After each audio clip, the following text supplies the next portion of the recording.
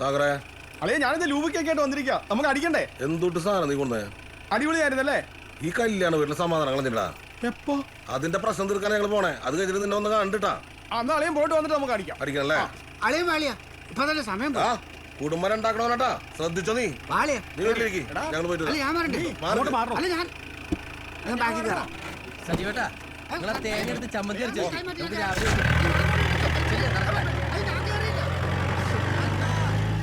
സജീവ എന്താ പ്രശ്നം? നീ കൊണ്ടുവന്ന സാധനം തന്നെ കൊള്ളാട്ടാ. Show trip മിസ്സായല്ലോ. നീ സിംഗറിന്റെ കരിക്കും കൂട്ടി പറഞ്ഞ അടിക്കാം. അവന്മാരെ സാധനം അടിച്ച് തീർത്തെന്ന് തോന്നുന്നു. അതാണ് ഈ പ്രശ്നമല്ല. വീര്യം കൂടിയ സാധനം അടിച്ച് എല്ലാവർക്കും വട്ടായെന്നാണ് എനിക്ക് തോന്നുന്നത്. അപ്പൊ അതും തീർന്നല്ലേ? എന്റെ പൊന്നേട്ടാ, ഞാൻ ആ പിള്ളേരുടെ അടുത്ത് മര്യാദക്ക് അടിച്ചിട്ടിരുന്നല്ലേ. ഇപ്പൊ അതുമില്ല ഇതുമില്ല. ഇപ്പൊ വേറെ എങ്ങനെയാലും സംഘടിപ്പിക്കാനാ. പിന്നെ ഈ ക്രിസ്മസ് ആയിട്ട് ഇപ്പൊ എന്തുകൊണ്ട് സംഘടിപ്പിക്കാൻ? എവിടെ നിന്ന് കിട്ടാൻ? നീ ഒന്ന് അടങ്ങിക്കേ. നീ ഓസിന് മൂഞ്ഞാൻ വന്നവനല്ലേ? അല്ലാതെ വേറൊന്നും അല്ലല്ലോ. അല്ല. ആ ഈ ബിവറേജൊക്കെ എന്തിനാണോ രാത്രി 9 മണിയാകുമ്പോൾ അടയ്ക്കുന്നത്?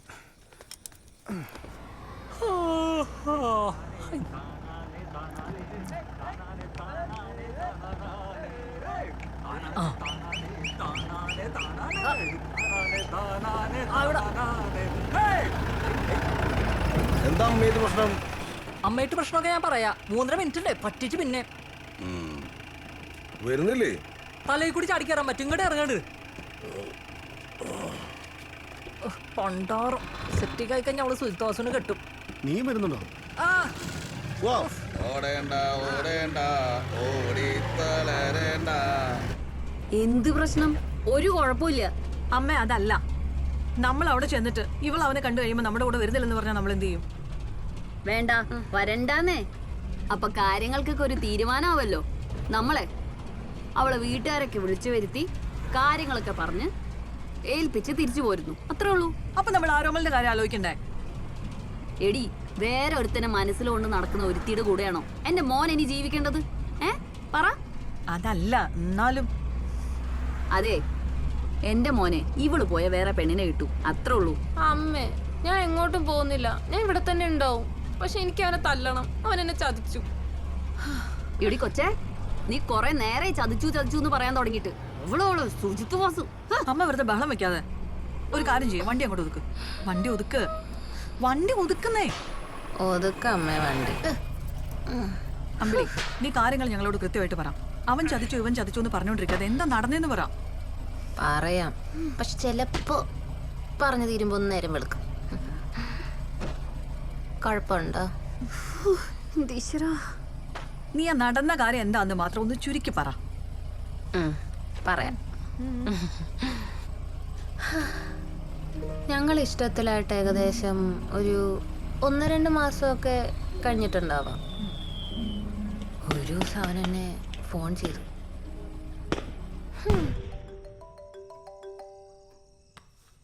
ആ പറ സുജി. എവിടെയത്? ഞാനേ ഇതിന്റെ വീടിന്റെ മുമ്പിലുണ്ട്. ഇവിടെയോ?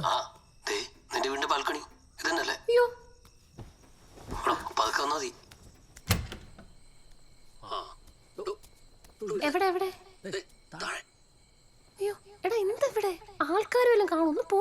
പെട്ടെന്ന് താഴേക്ക് വാ, സംസാരിച്ചിട്ട് പോവാ. എടാ, വീട്ടുകാരൊന്നും ഉറങ്ങിയിട്ടില്ല. നീ എന്താ പരിപാടിയെ കാണിക്കുന്നേ? ഇത്ര പേരെ വന്നല്ലേ, ഒന്ന് സംസാരിച്ചിട്ട് പോവാ. താഴേക്ക് പാടോ. എന്തിനാ? ഒന്ന് വാടോ. ഞാൻ അവിടെ പുറകിലുണ്ടാവും. നീ അങ്ങോട്ട് വന്നാൽ മതി. ഞാൻ വെയിറ്റ് ചെയ്യേ.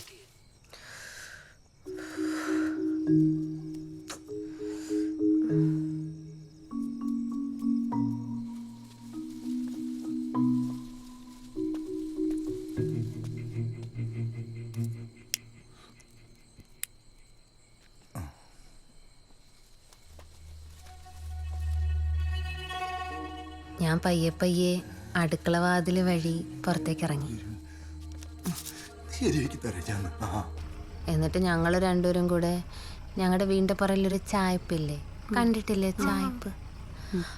അങ്ങോട്ട് ഞങ്ങൾ രണ്ടുപേരും കൂടെ കയറി.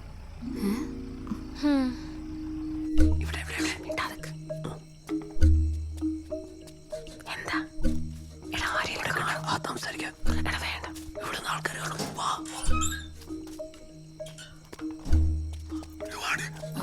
എടാ, എന്താണ്? അച്ഛനമ്മയൊന്നും ഉറങ്ങിയിട്ടില്ല. ഇവിടുന്ന് വേഗം പോണം. ഇവിടെ ഇനി ആരും വരാനൊന്നും പോകുന്നില്ല. എടാ, കാര്യം പറ നീ. കാര്യം എന്തൊന്നും അറിയാത്ത പോലെ.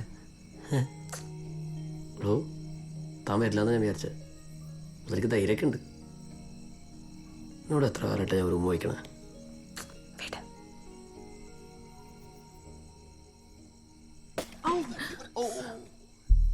എന്തൊരു ശബ്ദം കേട്ടില്ലേ നീ?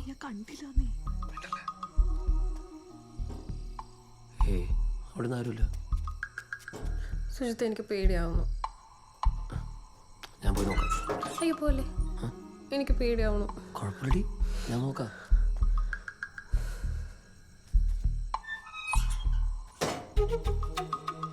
എന്റെ കാര്യം എനിക്ക് നടക്കാൻ പറ്റുള്ളൂ.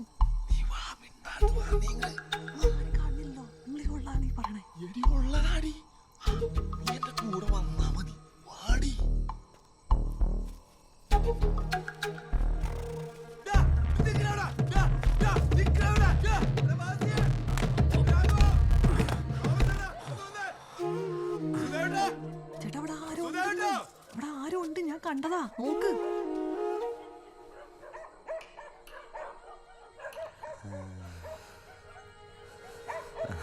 ഇതാണ് പരിപാടി അല്ലേ?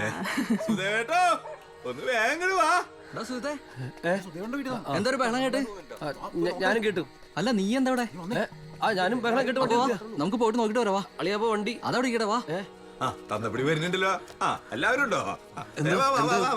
ഈ പാതിരാത്രി നേരത്തെ ഇവളുടെ അടുത്ത് ഒരുത്തൻ ഇറങ്ങി ഓടിട്ടുള്ളൂ. ഇപ്പൊ സുധേട്ടോ എല്ലാം ഇറങ്ങണ്ടാ? ഞാൻ നിന്നോട് പണ്ടേ പറഞ്ഞിട്ടില്ല, എനിക്കൊരു സംശയം. നിന്നോട് ആരെങ്കിലും ഈ മുറിയിലുണ്ടായിരുന്നോ? ഉണ്ടായിരുന്നോടി? കണ്ടാ പറയാൻ എന്താ നിന്നെ നാക്കിറങ്ങിപ്പോയോ?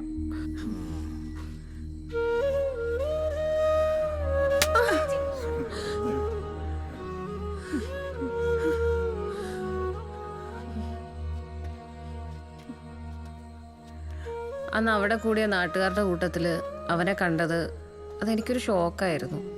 അവനൊന്നും മിണ്ടാതെ ഒന്നും അറിയാത്തവനെ പോലെ അവിടെ നിന്ന് പോയി. അവൻ പോയി അങ്ങ് ദൂരെ പോയി.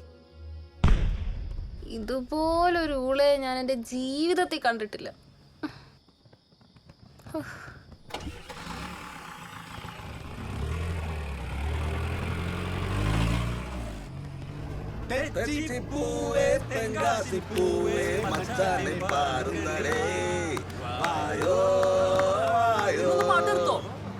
മനുഷ്യയുടെ തലക്ക് ഭ്രാന്തിടിച്ചിരിക്കുമ്പോഴാണ്.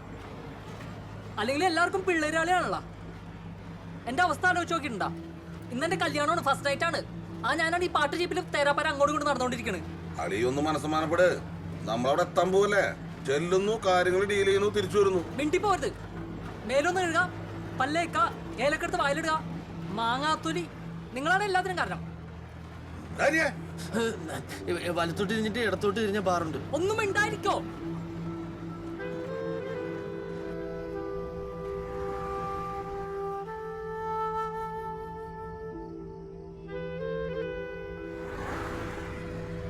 ഉണ്ണിയാളിയാ, നമ്മുടെ ഷാറോണില്ലേ, ആളും മിടുക്കനാ. 19 വയസ്സുള്ളൂ ചെക്കന്. നമ്മളിപ്പോഴും അങ്കമാലി കിണർ തുഴയുമ്പോഴേ ചെക്കൻ സൈക്കിളില് ഹിമാലയത്തിൽ പോയിട്ട് വന്നു. അതേന്നെ, തിരിച്ചു വന്നപ്പോ വൻ സ്വീകരണം ഉണ്ടായിരുന്നു. ടിവിയിലൊക്കെ ഉണ്ടായിരുന്നല്ലോ അവൻ. മനോജേട്ടാ, അതെന്തിനാ ഇപ്പൊ ഇവിടെ പറയുന്നത്? നമ്മളിപ്പോ അങ്ങോട്ടല്ലേ പോണത്.